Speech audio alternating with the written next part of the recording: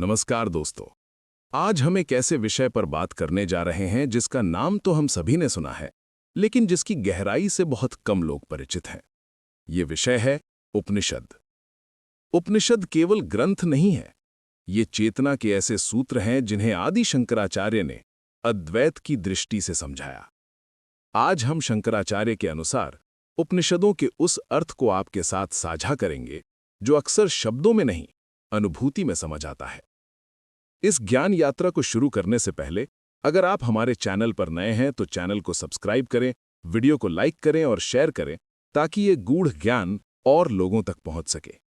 दोस्तों, उपनिषद केवल ग्रंथ नहीं है, ये प्रश्न है जो मन से नहीं, अस्तित्व से पूछे गए हैं। और जब इन प्रश्नों के उत्तर देने का साहस किया एक मौन बाल सन्यासी ने, तो इतिहास ने उसे नाम दिया आदि शंकराचार्य। शंकराचार्य ने उपनिषदों को पढ़ा नहीं, उन्होंने उन्हें जिया। उनकी व्याख्या का उद्देश्य ज्ञान का प्रदर्शन नहीं था, बल्कि श्रोता को स्वयं के सत्य से आमने सामने खड़ा करना था। शंकराचार्य की दृष्टि में उपनिषद कोई धार्मिक उपदेश नहीं देते, वे किसी कर्मकांड की प्रशंसा नहीं करते, वे ईश्वर को भी किसी दूरस्थ सत्ता की तरह प्रस्तुत नहीं करते। उपनिषद बस इतना कहते हैं, तत्वमसि, तू वही है। और शंकराचार्य यहीं से आरंभ करते हैं। वे स्पष्ट करते हैं कि उपनिषदों का केंद्रीय संदेश ईश्वर को जानना नहीं, स्वयं को जानना है। शंकराचार्य की व्याख्या में आत्मा कोई सूक्ष्म वस्तु नहीं, कोई प्रकाश पुंज नहीं, कोई अनुभव की जाने वाली चीज नहीं। आत्मा वो है जिसके कारण हर अनुभव संभव होता है। वो देखने वाला है पर स्वयं दिखाई नहीं देता। वो जानने वाला है पर स्वयं जाना नहीं जा सकता। और यही कारण है कि शंकराचार्य बार बार कहते हैं, आत्मा को खोजा नहीं जाता, आत्मा में अज्ञान गिरता है। उपनिषदों के वाक्य जैसे अहम ब्रह्मास्मि, प्रज्ञानम ब्रह्म, अयम आत्मा ब्रह्म, शंकराचार्य के लिए सिद्धांत नहीं है, वे अनुभूति के संकेत हैं। वे कहते हैं, जब तक मन प्रश्न पूछता है तब तक ब्रह्म दूर लगता है, पर जिस क्षण प्रश्न करने वाला ही शांत हो जाए, वहीं ब्रह्म प्रकट होता है। शंकराचार्य की व्याख्या का सबसे साहसिक पक्ष ये है कि वे उपनिषदों को समाधान की किताब नहीं बनाते, बल्कि भ्रम तोड़ने का शस्त्र बनाते हैं। वे स्पष्ट कहते हैं, बंधन वास्तविक नहीं है, मोक्ष कोई प्राप्ति नहीं है, अज्ञान ही एकमात्र समस्या है, और ज्ञान कोई नई चीज नहीं देता, वो बस जो पहले से है उसे ढकने वाला पर्दा हटा देता है। यही कारण है कि शंकराचार्य की उपनिषद व्याख्या मन को असहज करती है, अहंकार को चुनौती देती है और साधक को एक प्रश्न के सामने छोड़ देती है। यदि मैं देह नहीं हूं, मन नहीं हूं, विचार नहीं हूं, तो फिर मैं कौन हूं? और यहीं से यात्रा और गहरी होती है, क्योंकि अगले चरण में शंकराचार्य बताते हैं अज्ञान कैसे उत्पन्न होता है, माया क्या है, और क्यों मन ही बंधन भी है और मुक्ति का द्वार भी। उपनिषदों पर शंकराचार्य की व्याख्या भाग 2, माया, नेति नेति और अज्ञान की जड़। जहां पिछले चरण में प्रश्न उठा था, मैं कौन हूं, वहीं शंकराचार्य अब एक और गहरा प्रश्न रखते हैं, यदि मैं आत्मा हूं तो फिर ये संसार क्या है? यहीं से प्रवेश होता है उपनिषदों के सबसे मिसअंडरस्टूड शब्द में, माया। शंकराचार्य की दृष्टि में माया कोई जादू नहीं है, कोई भ्रमजाल नहीं जिसे ईश्वर ने रचा हो। माया है वो शक्ति जो असत्य को सत्य जैसा और सत्य को छिपा हुआ दिखा देती है। वे कहते हैं, सांप रस्सी में दिखाई देता है, पर रस्सी कभी सांप नहीं बनती। उसी प्रकार ये संसार दिखाई देता है, अनुभव में आता है, पर परम सत्य नहीं बन जाता। यही शंकराचार्य उपनिषदों की नेति नेति, न ये न वो की विधि को सामने रखते हैं। वे कहते हैं, जो देखा जा सकता है वो आत्मा नहीं है, जो बदला जा सकता है वो आत्मा नहीं है, जो नष्ट हो सकता है वो आत्मा नहीं है। इस प्रकार एक एक कर देह, इंद्रियां, मन, विचार, स्मृतियां, सबका निषेध किया जाता है। ये निषेध नकारात्मक नहीं है, ये तो शुद्धि की प्रक्रिया है। शंकराचार्य स्पष्ट कहते हैं, आत्मा को पाने के लिए कुछ जोड़ना नहीं पड़ता, बस जो आत्मा नहीं है उसे हटाना होता है। पर यहाँ एक सूक्ष्म बात है। शंकराचार्य चेतावनी देते हैं, यदि नेति नेति केवल बौद्धिक अभ्यास बन जाए तो वो भी एक और बंधन बन सकता है, क्योंकि जिसने ये कहा कि ये मैं नहीं हूं, यदि वही अहंकार जीवित है तो खोज अधूरी है। इसलिए शंकराचार्य उपनिषदों की व्याख्या में सिर्फ तर्क नहीं देते, वे साधक को मौन की ओर मोड़ते हैं। वे कहते हैं, जब सब कुछ नेति हो जाए और कहने को कुछ ना बचे, तभी जो शेष रहता है वही आत्मा है। यहीं पर अज्ञान का वास्तविक अर्थ स्पष्ट होता है। अज्ञान का अर्थ जानकारी की कमी नहीं है। अज्ञान का अर्थ है स्वयं को किसी और के रूप में देखना, देह के रूप में, कर्ता के रूप में, भोक्ता के रूप में। और यही अज्ञान बंधन बन जाता है।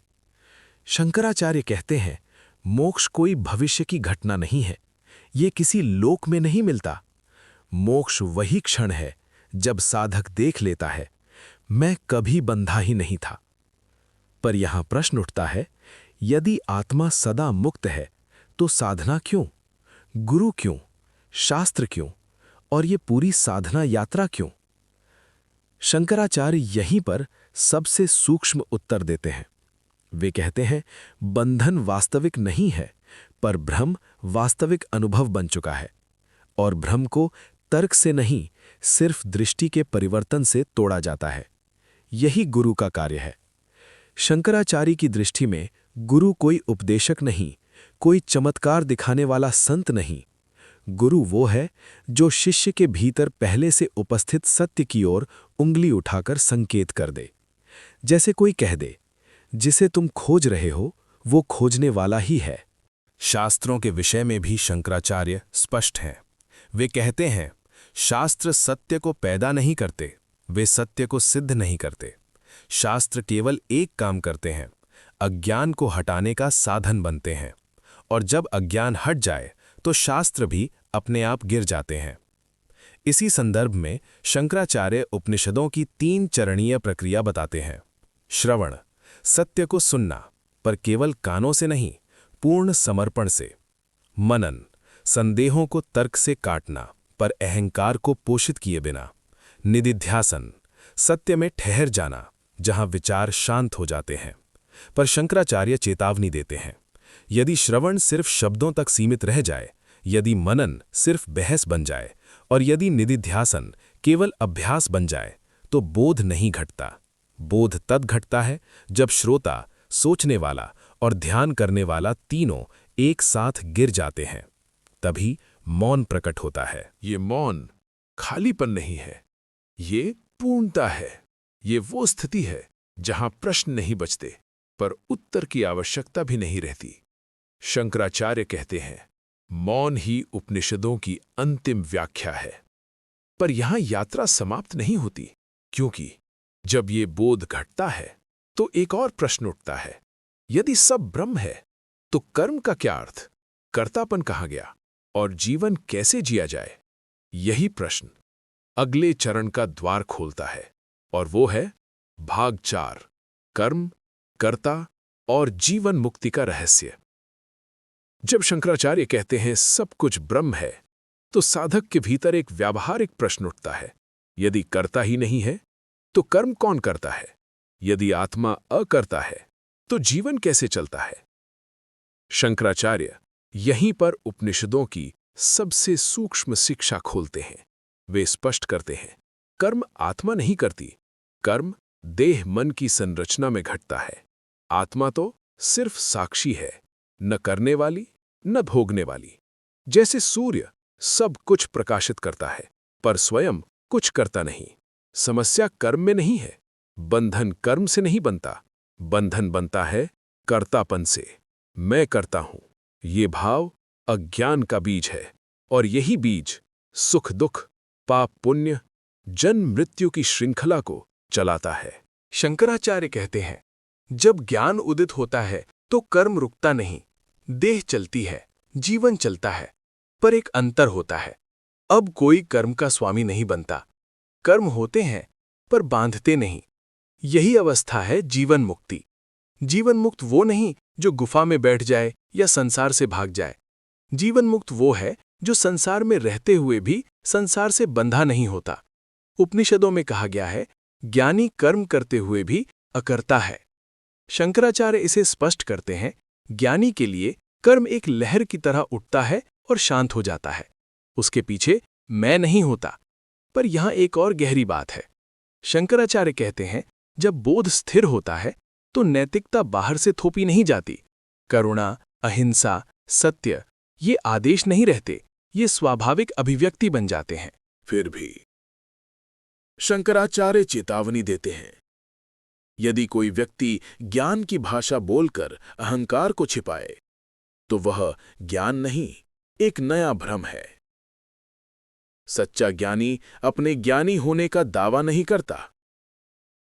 अब प्रश्न उठता है, यदि ज्ञानी मुक्त है तो क्या उसके लिए भक्ति का कोई स्थान नहीं?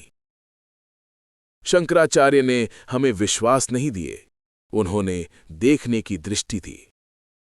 उन्होंने ये नहीं कहा मेरी बात मानो, उन्होंने कहा स्वयं को देखो।